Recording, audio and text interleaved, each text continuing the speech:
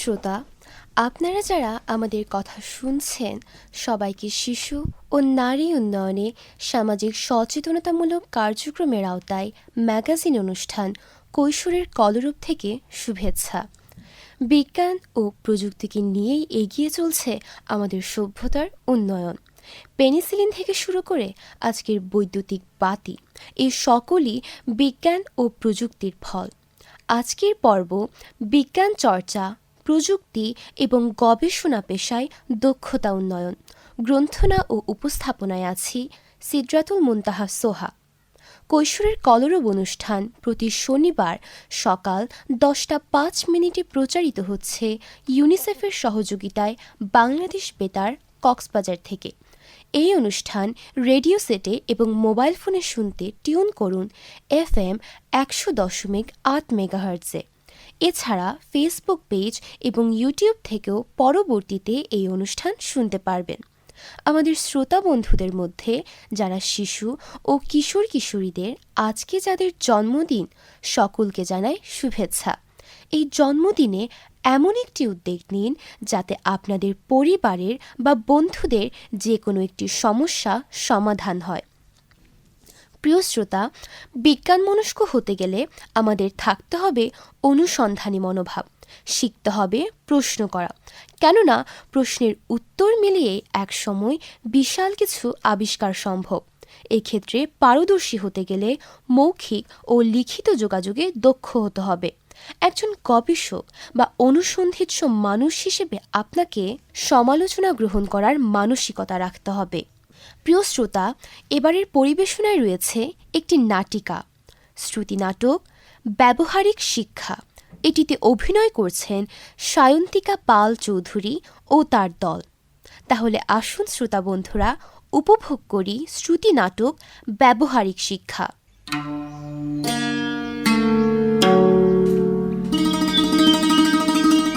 মাহির, মাহির, এই মাহির, ডাকছো কেন আপু? একটু শান্তিতে ঘুমোতে দাও না। তোর কি লজ্জা শরম বলতে কিছুই নেই? এখন বেলা 7টা বাজে, এখনো তোর ঘুম থেকে ওঠার নামই নেই। আহা, আর একটু আপু। না, আর নয়, এখনই উঠ। আজকাল আমি লক্ষ্য করছি তুই ভালো করে পড়ছিস না, আর কাল রাতেও তো স্কুলের পড়া শেষ না করে ঘুমিয়ে পড়লি। রোজ রোজ এরকম করলে কি চলবে? আমি আজ বাবা মাকে সব বলে দেব তোর এই খারাপ অভ্যাসের কথা। হয়েছে হয়েছে, আর বলতে হবে না, আমি এখনই উঠে পড়ছি।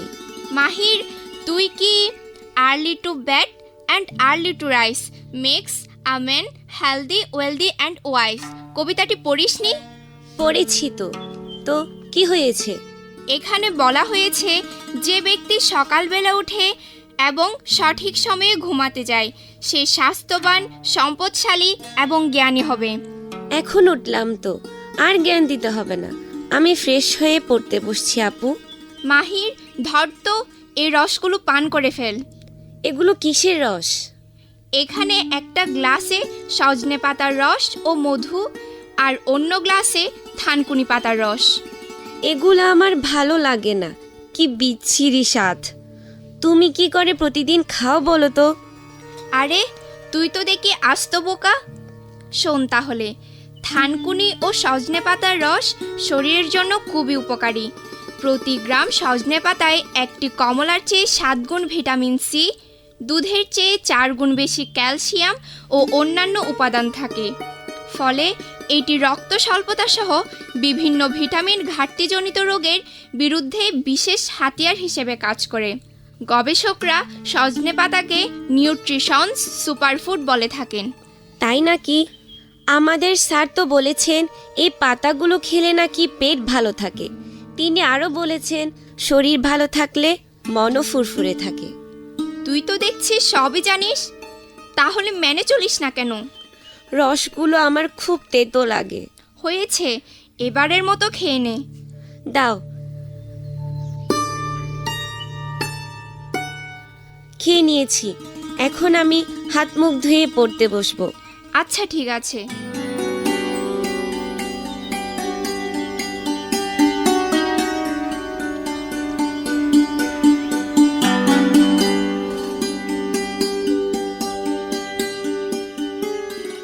দেখি তুই কি পড়ছিস? মানবদেহের বিভিন্ন অস্থি তরুণাস্থির নাম। এইগুলো বুঝি এভাবে পড়ে? তাহলে আপু কিভাবে পড়ে? যা গিয়ে একটা কর্কশিট নিয়ে আয়। কর্কশিট কি জন্য? একটা মানব দেহের কঙ্কাল বানাবো। আপু, আমি তো কঙ্কাল না বানিয়ে হাড়ের নাম মুখস্থ করতে পারি, তাহলে কঙ্কাল বানানোর কি দরকার? প্র্যাকটিক্যালি কিছু দেখলে আমাদের বেশি মনে থাকে, বুঝলি? আচ্ছা, তাহলে এই ব্যাপার। আমিও এখন থেকে পড়াশোনার বিভিন্ন উপাদান অঙ্কন করে তৈরি করে ঝুলিয়ে রাখবো। ঠিক আছে। স্কুলে যেতে হবে এবার, দেরি হয়ে যাচ্ছে। ঠিক আছে, তুই তৈরি হয়ে নে। এতক্ষণে মা বোধ হয় টেবিলে খাবার দিয়ে দিয়েছেন। তুই যা, তাড়াতাড়ি তৈরি হয়ে নে। আচ্ছা। শোন মাহির, মন দিয়ে পড়াশোনা করবি কিন্তু। আচ্ছা আপু।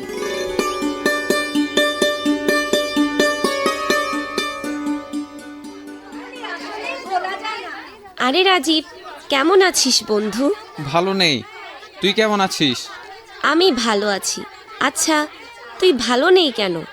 ভালো থাকবো কেমন করে, বিজ্ঞান পড়াগুলো মনে থাকে না। তুই বিজ্ঞান পড়াগুলো কিভাবে পড়িস, প্র্যাকটিক্যালি নাকি বই দেখে দেখে? বই দেখে দেখেই তো পড়ি, কিন্তু ভুলে যাই, যার কারণে রোজ রোজ স্যারের বকা শুনতে হয়। শোন, কি? এভাবে পড়লে হবে না। তাহলে? তোকে প্র্যাকটিক্যালি পড়তে হবে। আমার আপু আমাকে কঙ্কাল বানিয়ে শেখায়, যার ফলে আমি এখন পড়া খুব একটা ভুলে যাই না। তাই? হ্যাঁ। আজ থেকে তাহলে আমিও তোর মতো করে পড়বো। আচ্ছা রাজীব, তোর জীবনের লক্ষ্য কি? মানে তুই কি হতে চাস? বাড়িতে সবাই বলছে ইঞ্জিনিয়ার হতে, কিন্তু আমি ঔষধ নিয়ে গবেষণা করতে চাই। তাই? শুভকামনা রইল তোর জন্য। ধন্যবাদ মাহির।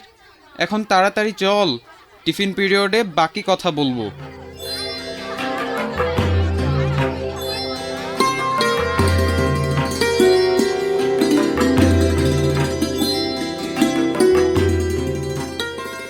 টিফিন তো করা শেষ, চল এবার খেলবো।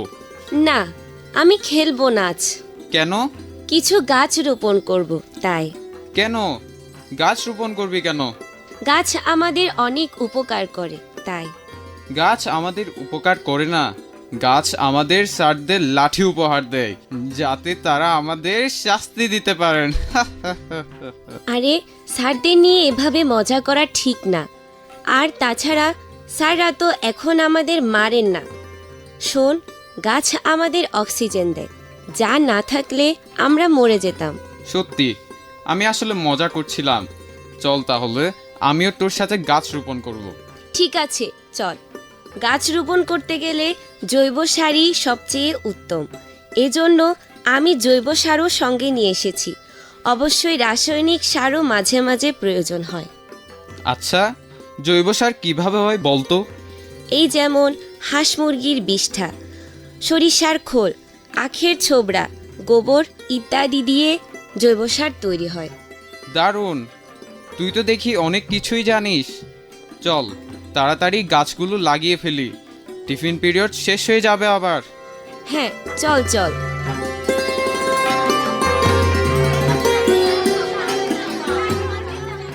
বাচ্চারা, আজ আমি তোমাদের একটি নতুন বিষয় নিয়ে পড়াবো, সেটি হচ্ছে পলিমার। ম্যাডাম, আমরা ছোটবেলা থেকে পলিমার পড়েছি। তাহলে বলো তো পলিমার কাকে বলে? ম্যাডাম, পলিমার হচ্ছে এক ধরনের মাটি, নদীর ধারে এই মাটি বেশি থাকে। আমি যেটি বলতে চেয়েছি সেটি হলো পলিমার, আর তুমি যেটি বলছো সেটা হলো পলিমাটি। আগে আমার কথা মন দিয়ে শুনো। ঠিক আছে ম্যাডাম। যে বিক্রিয়ায় কোনো পদার্থের অনেকগুলো ক্ষুদ্র অণু পরপর যুক্ত হয়ে বৃহৎ অণু গঠন করে তাকে পলিমার বিক্রিয়াকরণ বলে। একটি অণুকে মনোমার বলা হয়। ম্যাডাম, তাহলে একাধিক মনোমারের সমষ্টিকে কি বলে? একাধিক মনোমারের সমষ্টিকে পলিমার বলে। যেমন নাইলনের দড়ি, প্রোটিন, পলিপোপিল ইত্যাদি হলো পলিমার। ধন্যবাদ ম্যাডাম, এই বিষয়ে আমরা আগে জানতাম না। আর শোনো, তোমাদেরকে কাল প্র্যাকটিক্যালি কিছু বিষয় দেখানোর জন্য আফা অফিসে নিয়ে যাব। কি মজা হবে!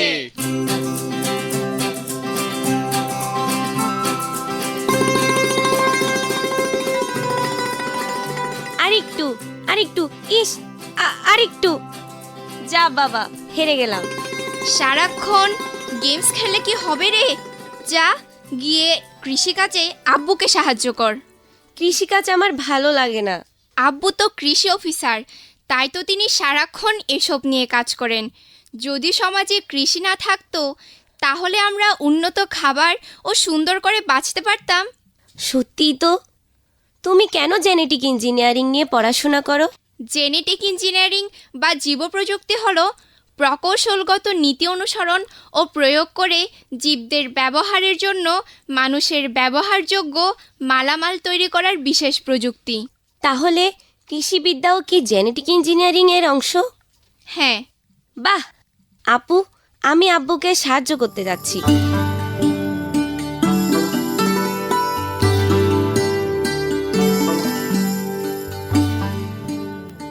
আপু, আমি আব্বুকে সাহায্য করতে পেরে খুব খুশি হয়েছি। কাজের মধ্যে এত আনন্দ আমি আগে কখনো পাইনি। ধন্যবাদ আপু। তুই কাজের মধ্যে আনন্দ পেলি কেন জানিস? কেন আপু?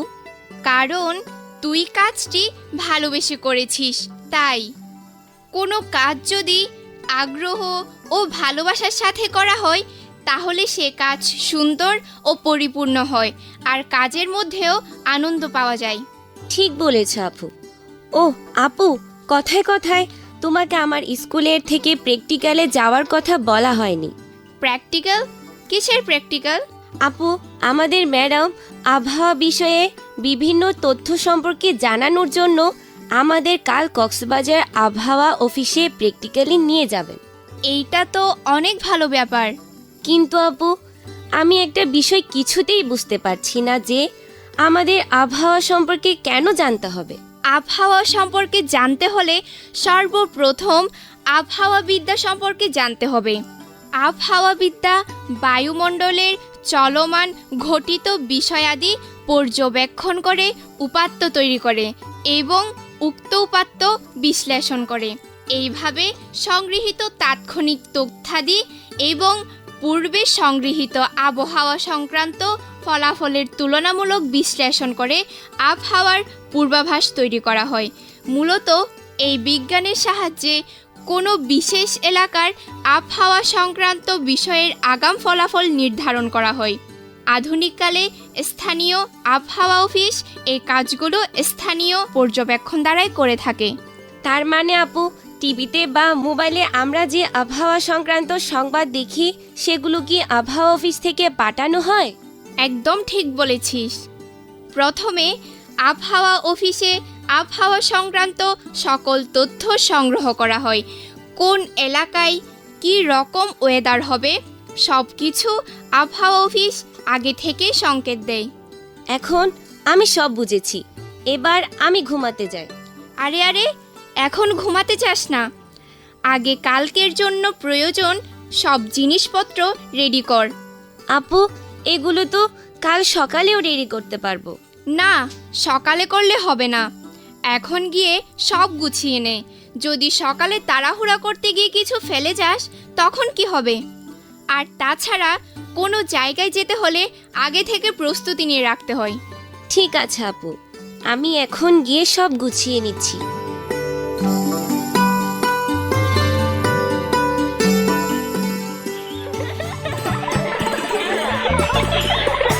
শিক্ষার্থীরা, তোমরা ছোটাছুটি না করে এদিকে এসো। ম্যাডাম, এই আবহাওয়া অফিসটা তো অনেক সুন্দর। ম্যাডাম, এখানে কিভাবে আবহাওয়া মাপা হয়?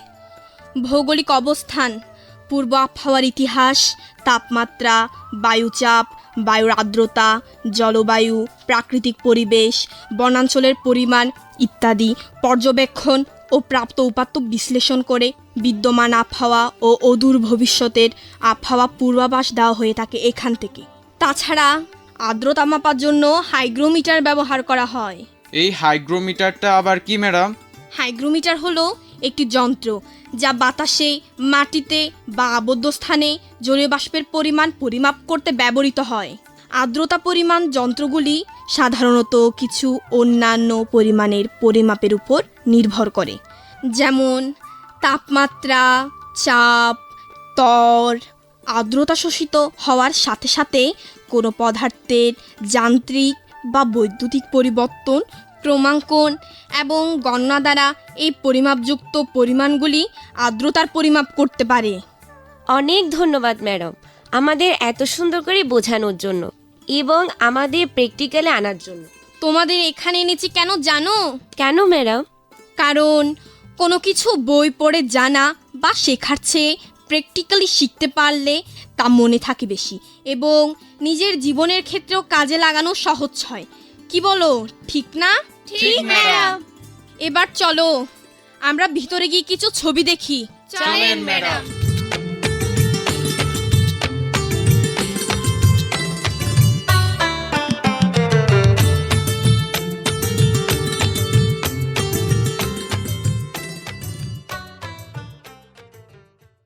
প্রিয় শ্রোতা, নাটিকাটি কেমন লেগেছে তা বাংলাদেশ বেতার কক্সবাজার ফেসবুক পেজে কমেন্টের মাধ্যমে জানাতে পারেন।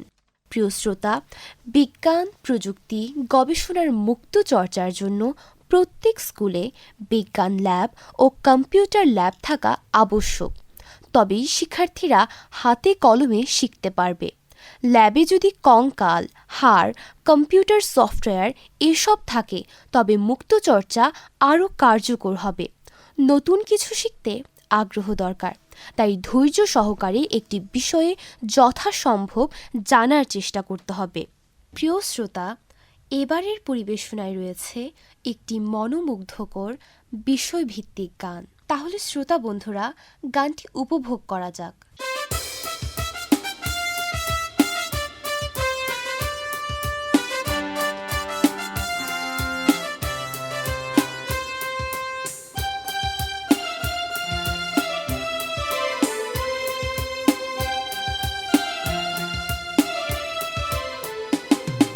হাতে কলমে করবে সব নতুন শিক্ষা ব্যবস্থায়, হাতে কলমে করবে সব নতুন শিক্ষা ব্যবস্থায়, হাতে কলমে করলে নতুন কিছু শেখা যায়, হাতে কলমে করলে নতুন কিছু শেখা যায়। হরেক রকম গবেষণা করব, বাড়বে দক্ষতা, এই দক্ষতা কাজে লাগিয়ে হব তরুণ উদ্যোক্তা। হাতে কলমে করবে সব নতুন শিক্ষা ব্যবস্থায়, হাতে কলমে করবে সব নতুন শিক্ষা ব্যবস্থায়, হাতে কলমে করলে নতুন কিছু শেখা যায়, হাতে কলমে করলে নতুন কিছু শেখা যায়।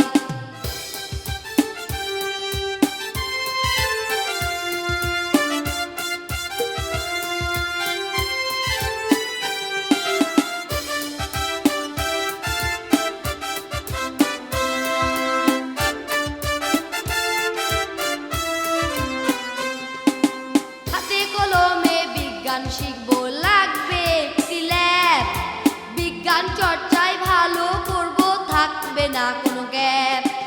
হাতে কলমে বিজ্ঞান শিখবো, লাগবে একটি ল্যাব, বিজ্ঞান চর্চায় ভালো করব, থাকবে না কোনো গ্যাপ। এই ব্যবহারিক জ্ঞান দিয়ে করব বিজ্ঞান চর্চা, মাটি, কাগজ, ফেনা জিনিস দিয়ে বানাবো, হবে কম খরচা।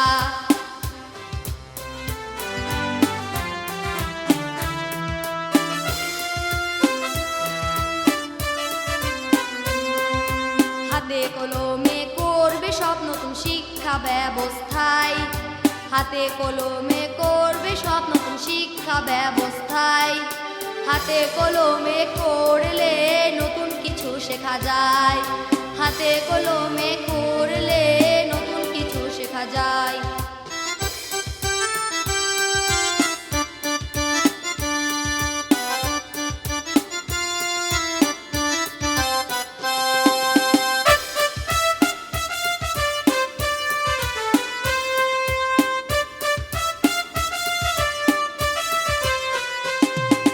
ওষুধ তৈরির জন্য লেবে চলবে গবেষণা, নতুন কিছু শিখবে সবাই, অজানা হবে জানা।